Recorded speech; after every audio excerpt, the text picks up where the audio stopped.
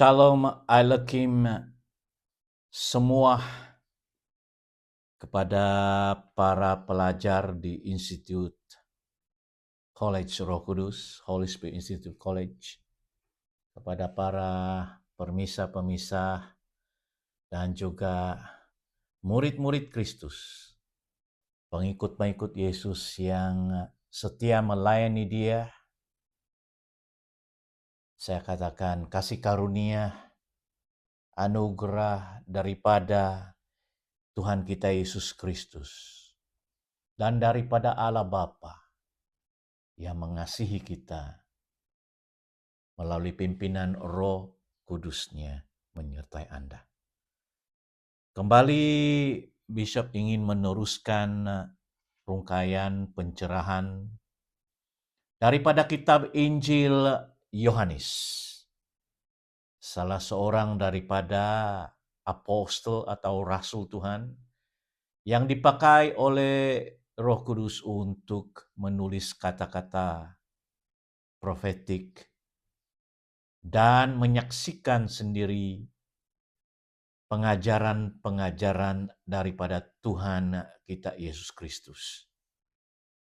Satu daripada kitab Injil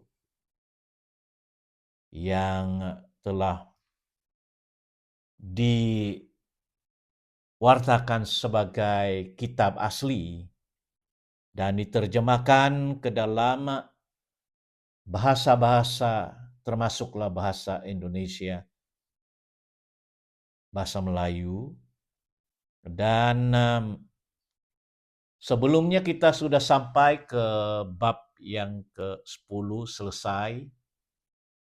Kita akan mulakan bab yang baru, yaitu kitab Injil Yohanes bab yang ke-11. Ya, Yohanes bab ke-11 ayat pertama, ada seorang yang sedang sakit. Sakit, ya. Kita tidak tahu sakit apa. Namanya Lazarus. Ia tinggal di Betania, kampung Maria dan adiknya Marta. Berarti mereka itu, Lazarus ini tinggal sekampung dengan dua daripada ibu-ibu yang mengikuti Yesus, yaitu Maria dan adik Maria, yaitu Marta. Nanti Anda akan melihat bagaimana pelayanan atau bagaimana Maria dan Marta ini melayani Tuhan dan para muridnya sewaktu mereka datang ke rumah. Ya. Dan Lazarus ini seorang yang sakit. Nah, kita tidak tahu, tetapi memang sakit yang kritikal yang membawa kematian.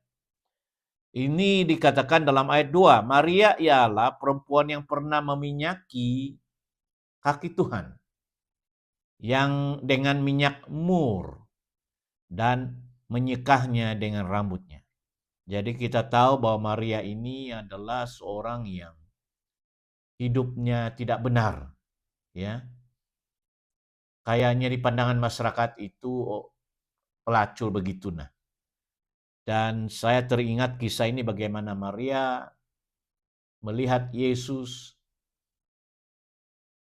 pelajaran, pengajaran Yesus dan perbuatan yang dia lihat, dan dia yakini bahwa dialah juru selamat, nabi Tuhan, dan dia begitu menyesali dosa dan kehidupannya, dan dia mau mencari seorang yang boleh melepaskan dia daripada kehidupan. Dia memerlukan pimpinan, dan dia datang kepada Yesus satu ketika dan dengan tangisan kesedihan, ya, meminyaki kaki Tuhan dengan minyak mur, menyeka dengan rambut lambang kehormatan perempuan, tapi dia dengan rendah diri. Dan setelah itu Yesus berkata, "Perempuan, dosamu telah diampuni, pergilah dengan selamat." Dan sejak itulah perempuan ini berubah. Kehidupan Maria berubah. Dia hidup dalam pertobatan. Dia mengubah kehidupannya, tingkah lakunya, dan menjadi murid, menjadi pengajar, menjadi pelajar, ya, menjadi pengikut Kristus Yesus, dan melayani para murid dan Tuhan lewat apa yang mereka perlu. Mungkin penyediaan makanan, membantu, ya, mencuci pakaian mereka, dan bersama-sama mengikuti Yesus dalam pelayanan apostolik dan profetik dia selama beberapa tahun, ya. Jadi di kampung Betania ini, ayat 3, Lazarus yang sakit itu adalah saudaranya.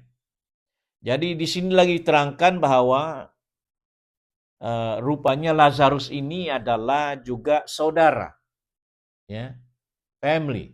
Mungkin kakak kandung ataupun abang atau adik, kita tidak tahu, tapi saudaranya, Maria dan Marta. Kedua perempuan itu mengirim kabar kepada Yesus, ayat 3. "Tuhan, dia yang engkau kasihi sakit." Dalam bahasa Inggris, "Therefore his sisters sent unto him, saying, Lord, behold, he whom thou lovest is sick." Jadi daripada pengamatan Bishop di sini, Yesus juga seringkali ke Betania, ke rumah Maria dan Marta, dan dia memang acquainted atau mengenali Lazarus. Dan Lazarus juga disayangi oleh Yesus sebab dia mengasihi keluarganya. Jadi di sini dikatakan, Tuhan, dia yang engkau kasihi. Ada semacam sifat Yesus ini mengasihi, menyayangi Lazarus dalam cinta ataupun kasih Tuhan kepada dia, kasih agape kepada dia. So, sakit.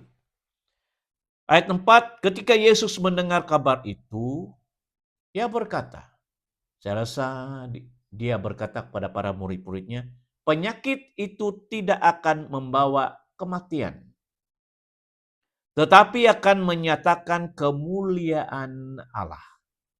Sebab oleh penyakit itu, anak Allah akan dimuliakan. Jesus heard that and he said, "This sickness is not unto death, but for the glory of God, that the Son of God might be glorified thereby." Kalau kita lihat di sini, sepertinya dia mengatakan bahwa penyakit yang Lazarus alami ini tidak akan membuat dia mati. Tidak akan membawa kematian. Tetapi lewat sakitnya ini, ia akan memperlihatkan kemuliaan Tuhan atau glory, keperkasaan Tuhan, mujizat Tuhan.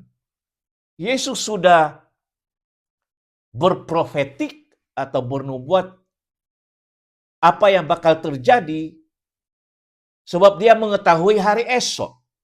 Roh Kudus telah mewahyukan pernyataan kepada Kristus apa yang bakal terjadi. Itu bagi saya. Dan sebab oleh penyakit itu, anak Allah akan dimuliakan. Karena penyakit yang dideritai ini akan ditunjukkanlah siapa juru sembuh itu. Siapa tabib yang agung. Tabib segala tabib atau dokter segala dokter, yaitu Kristus. Sebab satu daripada atribusi Yesus adalah dia adalah penyembuh. Sebagaimana arahan perintah Bapa di surga bahwa Tuhan itu menyembuhkan. Dengan kuasa ilahi dari Roh Kudusnya Tuhan. The Spirit of the Living God. Roh Kudus Allah yang bekerja melalui kehidupan Yesus membuat dia melakukan supernatural mujizat, supramujizat, termasuklah menyembuhkan penyakit sewaktu dia dalam pelayanan. Jadi ayat yang kelima, Yesus memang mengasihi Marta dan kakaknya dan Lazarus. Ayat 6. Namun setelah didengarnya bahwa Lazarus sakit, ia sengaja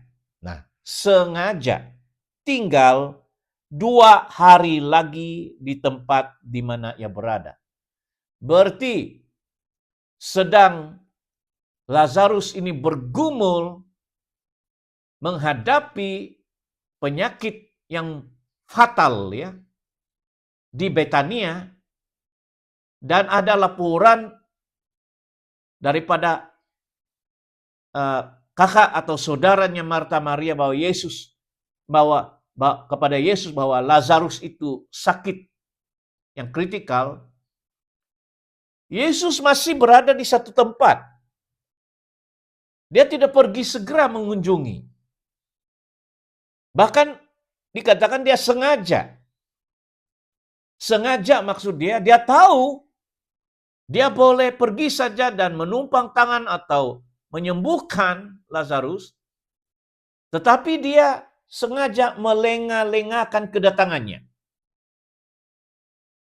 Sebab ada sesuatu yang bakal terjadi, yang bakal dilihat, yang memuliakan dan memproklamirkan siapa itu Yesus dan siapakah Mesias Juru Selamat ini. Jadi ayat 7, tetapi sesudah itu, setelah 2 hari mendengar kabar ini, ia berkata kepada murid-muridnya, mari kita kembali lagi ke Yudea. Ya, provinsi Yudea, di mana disitulah kampung Betania atau Bethany. Ayat 8, murid-murid itu berkata kepadanya, Rabi. Rabi itu adalah gelar dalam bahasa Greek dipanggil Rabai atau Rabi adalah guru. Guru, ya. Teacher yang mengajar firman Tuhan, yang menjadi penuntun ke arah pengajarannya. Baru-baru ini orang-orang Yahudi mencoba melempari engkau. Melempari dengan batu. Karena menuduh dia sebagai penghujat, pengajar sesat, kerasukan setan, dan pengajaran-pengajarannya itu bertentangan dengan hukum Taurat, hukum Musa, dan pengajaran-pengajaran daripada para ahli Taurat, pemegang kitab Musa. Itu tuduhan mereka. dan mereka mau membunuh dia, melempari dia dengan batu. Masih maukah engkau kembali ke sana? Ayat 9, jawab Yesus, bukankah ada 12 jam dalam satu hari? Siapa yang berjalan pada siang hari, kakinya tidak terantuk, karena ia melihat terang dunia ini. Ayat 10, tetapi jikalau seorang berjalan pada malam hari, kakinya terantuk, karena terang tidak ada di dalam dirinya. Jadi Yesus ingin memberikan sedikit pencerahan untuk menjawab para muridnya yang memberikan informasi bahwa orang-orang Yahudi di sebelah daerah tempatnya di Betania ini ingin membunuhnya, melempari dengan batu. Tapi Yesus berkata bahwa kita harus berjalan di dalam kondisi di mana ada terang di perjalanan, supaya tidak terantuk batu dan terjatuh. Maksudnya, kalau kita berjalan di dalam terang, dan bagi saya penerangan ini menunjukkan bahwa terang itu adalah terang rohani daripada Tuhan. Terang kebenaran daripada Allah. Jalan yang akan dilalui pada siang ataupun bila terang Anda tidak akan dapat terhantuk, kakimu tidak akan terhantuk batu. Tetapi kalau Anda berjalan di dalam kegelapan, maksudnya Anda tidak melihat apa yang di depan, bahaya di depan, Anda berjalan kaki, mungkin ada binatang buas, mungkin ada perampok, pencuri, bahkan perjalanan yang sepertinya Anda berjalan dalam kebutaan, tidak melihat apa-apa, sudah mestinya Anda berisiko tinggi berada dalam keadaan bahaya. Nah, maksud Yesus di sini, kalau Anda mau, ini bagi saya relevan berjalan di dalam kehidupan ini, Anda harus berjalan di dalam terang firman Tuhan. Firman Tuhan itu senantiasa diumpamakan sebagai terang bagi jalanku. Ada Mazmur berkata begitu. Thy word is the lamp to my feet. Firman-Mu adalah terang kepada jalanku. Kalau Anda berjalan di dalam terang firman Tuhan. Dan firman Tuhan itu termasuklah kitab Musa, Torah, firman Allah, dan pengajaran Yesus, maka Anda akan senantiasa berjalan di dalam kebenaran dan senantiasa berjalan di dalam hikmat dan pengetahuan. Anda akan tahu bahaya, Anda akan tahu di mana jalan yang bengkok, Anda akan melihat dengan jelas. Dan Anda akan berusaha untuk jangan terperangkap di dalam perangkap orang jahat maupun tempat yang ada bahaya. Karena terang itu juga bagi saya adalah terang pengetahuan dan wahyu daripada Roh Kudus Tuhan. Roh Kudus yang akan memberikan Anda kata-kata pengetahuan hikmat atau memberi Anda amaran. Tuhan akan mengutus malaikatnya untuk berbicara atau menasihati atau memberi amaran pada Anda supaya Anda tidak terjerumus ke dalam suasana yang bahaya dan Anda dihindari dan dilindungi. Firman Tuhan itulah menuntun Anda, mengajar Anda, mana yang salah, mana yang benar. Firman dan pengajaran Kristus itulah yang membawa terang kepada kaki Anda. Dan Yesus katakan kalau Anda berjalan di dalam terang ini, sepertinya engkau berjalan di siang hari, Anda tidak akan terantuk. Maksudnya perlindungan Tuhan akan menyertai. Malaikat Tuhan akan menyertai, melindungi Anda daripada bahaya atau ancaman. Karena Anda berjalan di dalam kehendak pimpinan daripada Tuhan. Orang yang benar akan dilindungi dari malapetaka mara bahaya. Orang yang berjalan mengikuti pimpinan Roh Kudus Tuhan akan dilindungi. Ya. Tanpa kehendak Allah, sesiapapun tidak akan dapat menyentuh Anda. So, itu jawaban Yesus. Ya. Ayat 11, demikianlah perkataannya dan sesudah itu ia berkata kepada mereka, Lazarus saudara kita telah tertidur, tetapi aku pergi ke sana untuk membangunkan dia dari tidurnya. Yesus memiliki pengetahuan dan saya percaya itu dari Roh Kudus bahwa Lazarus itu tertidur. Maksudnya sudah meninggal. Sebab selama 2 hari itu. Dengan kata lain pada hari ketiga kalau nggak salah. Pada hari ketiga dia baru berbicara kepada murid-muridnya, mari kita kembali lagi ke Betania. Sebab Lazarus tertidur. Nah, Yesus itu penuh dengan perumpamaan ya. Tertidur maksudnya meninggal. Matilah begitu. Tetapi aku pergi ke sana untuk membangunkan dia dari tidurnya. Nah, di dalam kehidupan orang Kristen, kepercayaan orang Kristen dan iman orang Kristen, lewat pengajaran ini, bila orang itu meninggal, rohnya meninggalkan tubuh,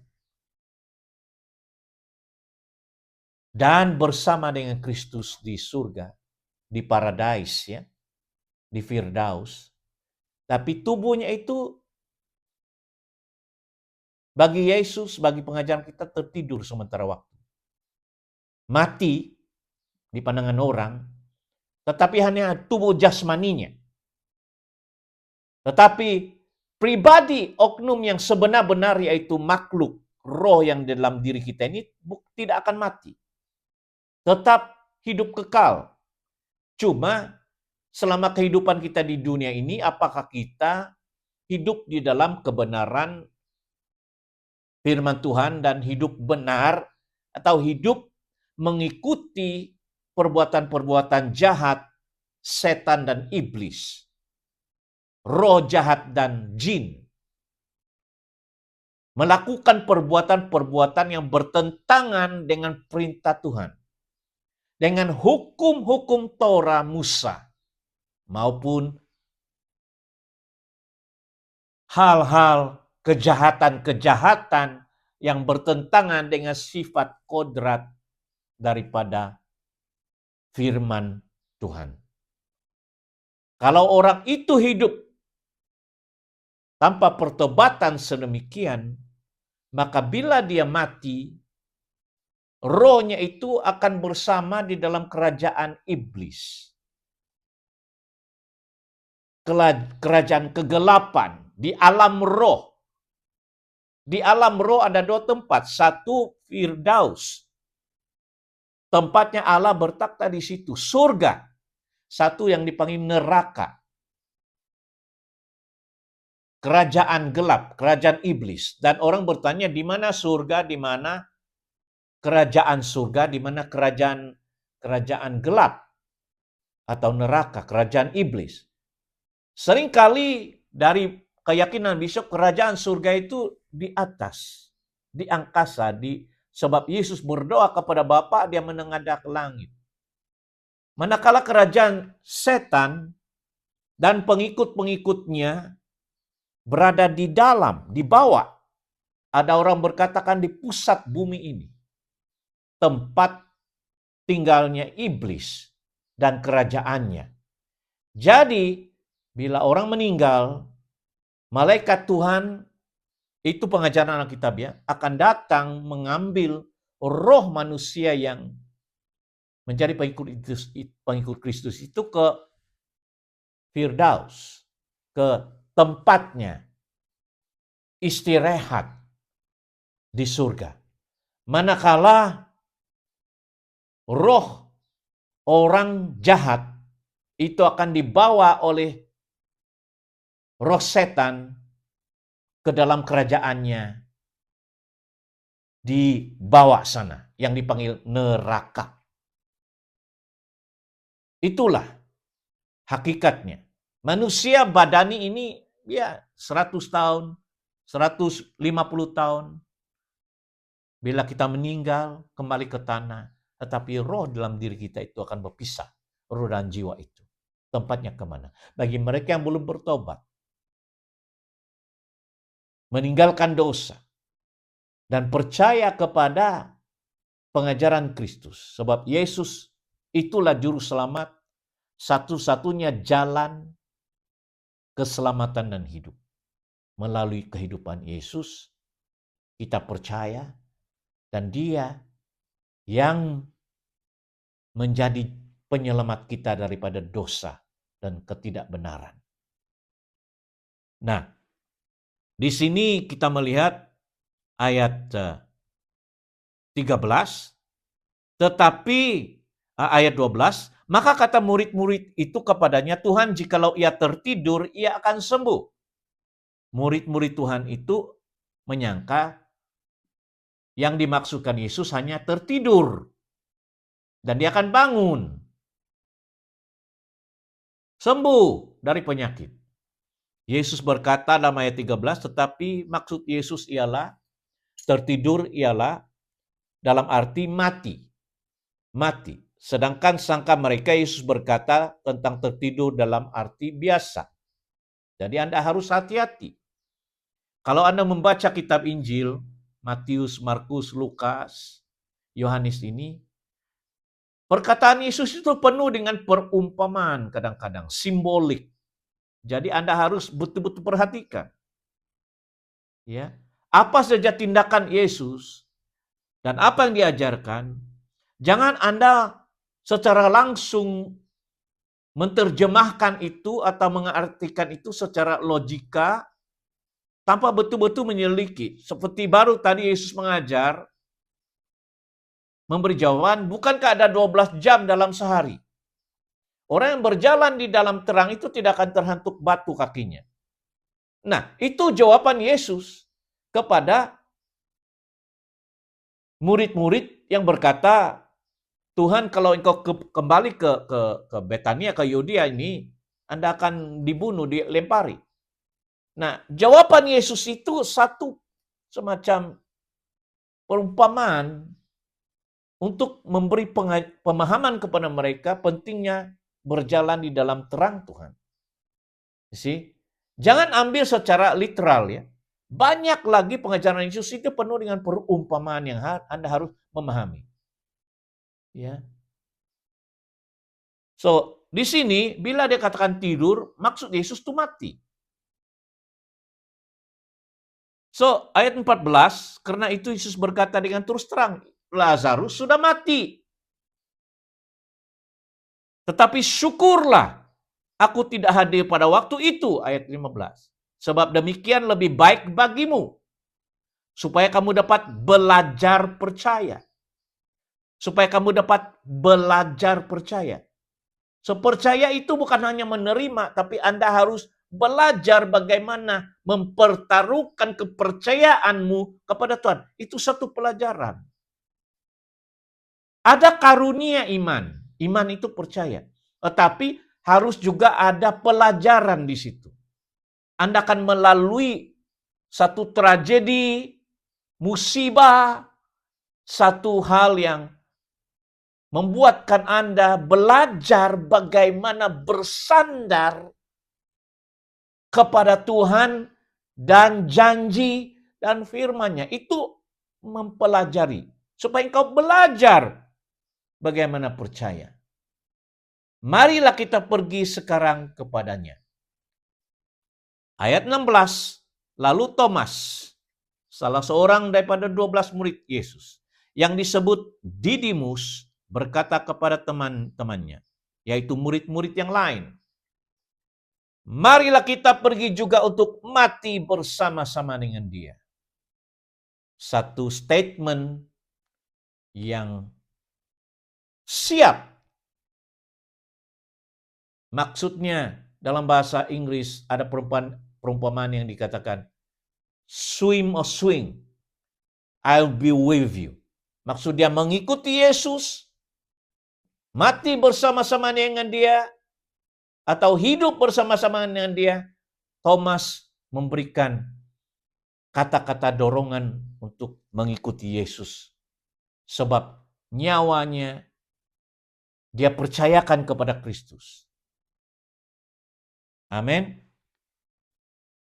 Ayat yang ke-17, maka ketika Yesus tiba didapatinya Lazarus telah 4 hari berbaring di dalam kubur. Sewaktu Lazarus kritikal selama 2 hari, Yesus tidak datang. Jadi saya percaya pada hari ketiga baru dia katakan mari kita pergi ke mengunjungi Lazarus ini. Dan itu mengambil mungkin masa 1 hari perjalanan. Sebab waktu itu bukan ada mobil, kereta, mungkin dia berjalan kaki. Jadi mengambil masa 1 hari untuk sampai ke sana, 1 hari 1 malam. So, hari keempat barulah Yesus sampai ke sana. Memang jauh perjalanan. Dan didapatinya ayat 17 itu, dia sudah 4 hari berbaring di dalam kubur. So, biasanya menurut tradisi kebudayaan orang Yahudi ini, kalau orang itu mati, nggak sampai 3 hari. Kalau orang itu mati, cukup 1 hari mereka akan terus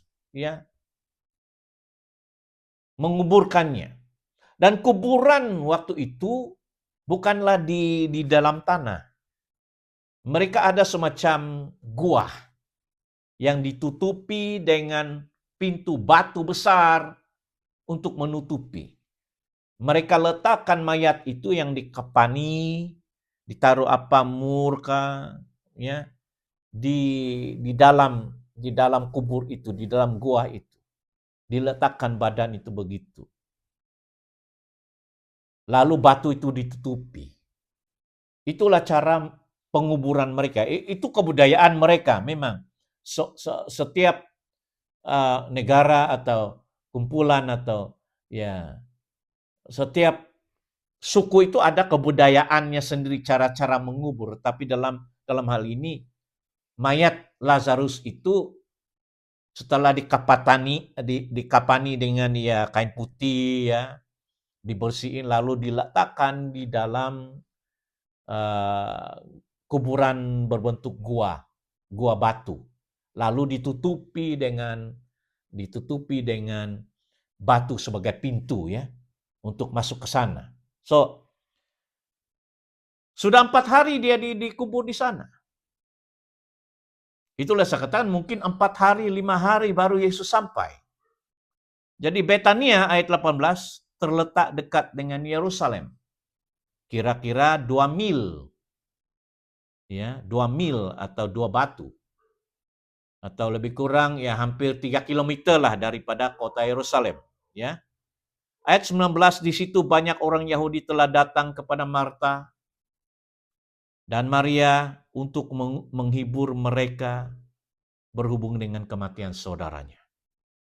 Ayat 20, ketika Marta mendengar bahwa Yesus datang, ia pergi mendapatkannya. Mungkin sementara Yesus dalam perjalanan, Marta pergi menyongsong. Tetapi Maria tinggal di rumah sebab banyak orang ya yang menghibur ya. Penghiburan lah begitu. Ayat 21 ketika Marta ketemu Yesus, dikatakan ayat 21, maka kata Marta kepada Yesus, Tuhan, sekiranya engkau ada di sini, saudaraku pasti tidak mati. Sebab bagi mereka mungkin belum pernah melihat yang mati itu dibangkitkan, hanya sakit. Bila orang lumpuh, orang buta, orang tuli, ya, datang kepada Yesus mohon kesembuhan, Yesus dengan kuasa Roh Kudus, aliran kuasa kesembuhan itu mengalir melalui dirinya dan menyembuhkan orang. Ya. Menyembuhkan apapun penyakit. Bahkan memelekkan mata orang yang buta. Orang yang lumpuh boleh berjalan. Orang yang bisu bercakap. Peka telinga mendengar. Tapi orang mati waktu itu belum sampai ke situ. So, itulah Marta berkata, sekiranya engkau ada di sini, saudaraku Lazarus ini pasti tidak mati. Ayat 22. Tapi sekarang pun aku tahu bahwa Allah akan memberikan kepadamu segala sesuatu yang engkau minta kepadanya. Maksudnya, tiada mustahil. Maria memiliki iman percaya bahwa Allah mendengar permohonan anak Allah itu dan doa Yesus kepada Allah Bapa. Kalau Yesus meminta, tidak ada satupun permohonan yang tidak akan didengar oleh Allah Bapa. Jadi itulah dikatakan ayat 23. Ayat 22. Ayat 23, kata Yesus kepada Marta, saudaramu akan bangkit. Saudaramu akan bangkit. 24, kata Marta kepadanya, aku tahu bahwa ia akan bangkit pada waktu orang-orang bangkit pada akhir zaman. Ya, Marta juga mengetahui pengajaran dalam kitab Taurat, para nabi, bahwa akan ada kebangkitan orang mati pada akhir zaman. Dan kalau kita baca kitab-kitab Yehezkiel, Daniel, terutama kitab Wahyu yang ditulis oleh orang yang sama, Yohanes ini, dikatakan orang mati itu akan bangkit di satu hari nanti. Akan ada satu kebangkitan. Dan kebangkitan pertama itu terjadi setelah Yesus mati di kayu salib.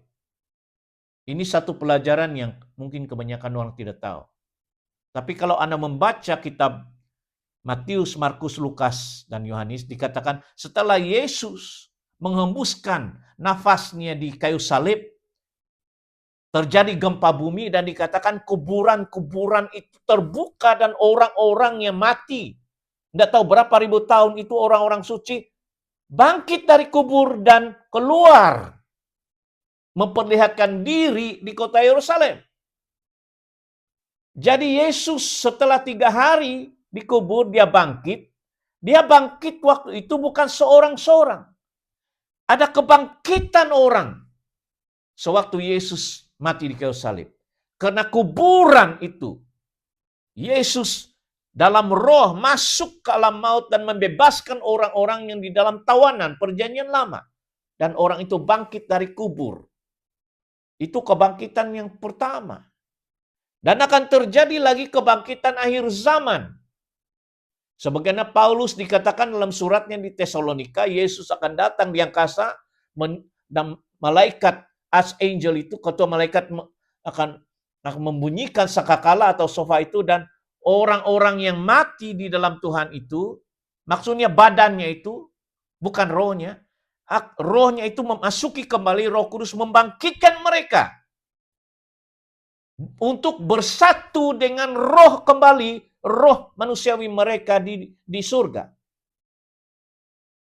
Ya, akan terjadi. Marta mengetahui ini, bahwa kematian bukan pengakhiran.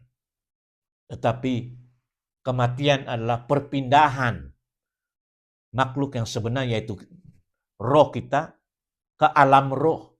Tetapi satu hari nanti badan ini akan bersatu dengan roh kembali dalam kebangkitan. Akan terjadi. Jadi ini yang dikatakan oleh Marta, aku tahu bahwa Lazarus ini akan bangkit pada waktu orang-orang bangkit pada akhir zaman. Jawab Yesus, akulah kebangkitan dan hidup. I am the resurrection and the life. Maksudnya kunci kerajaan maut itu dipegangnya. Karena dia adalah firman. Dia adalah firman Allah. Dia adalah Allah firman atau anak Allah. Dia yang menciptakan langit dan bumi oleh firman. Dia yang menciptakan manusia Adam dan Hawa. Dia boleh memberikan kehidupan kepada yang mati. Dia akan menghembuskan roh kehidupan kepada yang mati menjadi hidup. Bukan hanya menyembuhkan. Dia katakan, akulah kebangkitan dan kehidupan. Barang siapa percaya kepadaku, ia akan hidup walaupun ia sudah mati. Nah, ini lagi satu perumpamaan. Perkataan Yesus itu amat dalam. Bukan hanya jasmani hidup, tetapi rohani yang mati akan hidup. Roh kita yang mati di dalam ikatan dosa itu akan dilepaskan dan hidup dalam roh. Yesus ingin menerangkan dialah yang membawa kehidupan kepada hidup roh kita yang telah mati oleh pelanggaran dan dosa.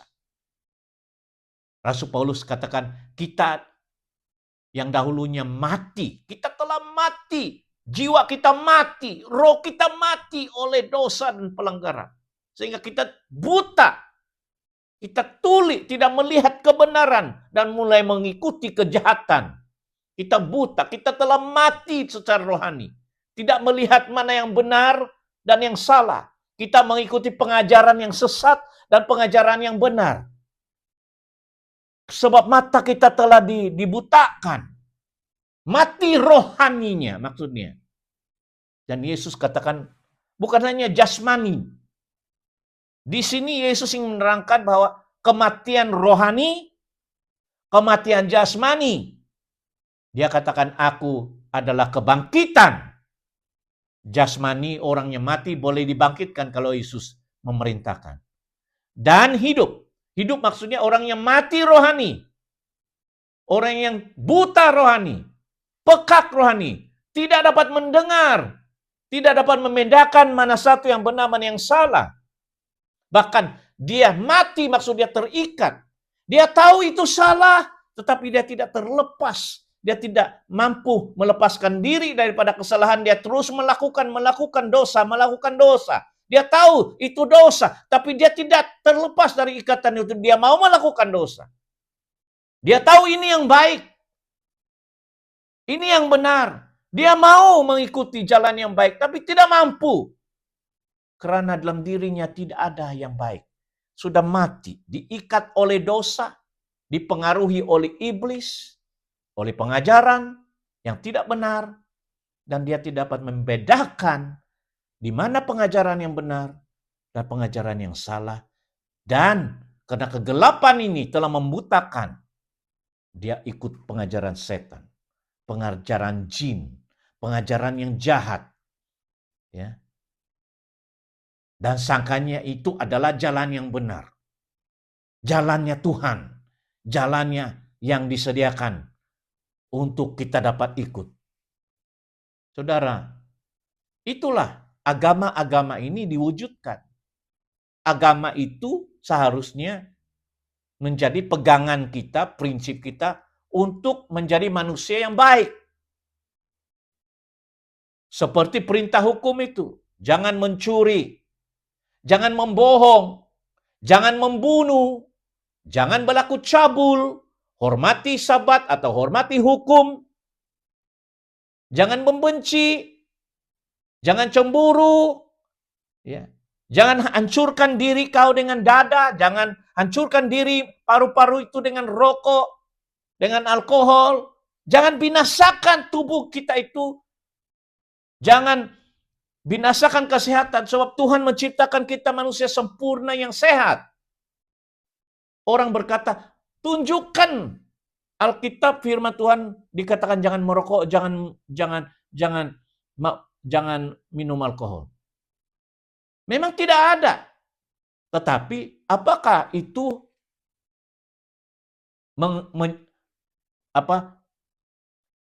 menjadikan kesehatan Anda itu bertambah baik atau boleh menghancurkan paru-paru Anda?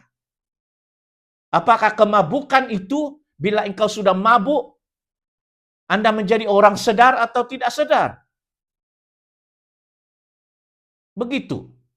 Pikirkan itu. Tuhan mau kita sehat. Badan, jiwa, emosi sehat. Maka inilah jalannya. Tuhan tunjukkan jalan. Nah, ayat 26. Setiap orang yang hidup dan yang percaya kepadaku tidak akan mati selama-lamanya. Maksud dia, bila kau percaya Yesus, ya, dan hidup benar di jalan Tuhan, secara rohani, ini maksud Yesus. Kamu tidak akan mati selama-lamanya, maksudnya bukan jasmani. Yang dimaksudkan rohmu itu akan tetap hidup selama-lamanya. Walaupun engkau sudah tinggalkan dunia ini, mati di dunia ini, tetapi rohmu itu akan hidup selama-lamanya bersama Yesus di surga, di alam roh, di Firdaus. Rohmu itu selamat. Tidak mati selama-lamanya. Cuma badanmu itu. Ya, tidak ada manusia yang akan kekal selama-lamanya. Kecuali beberapa nabi.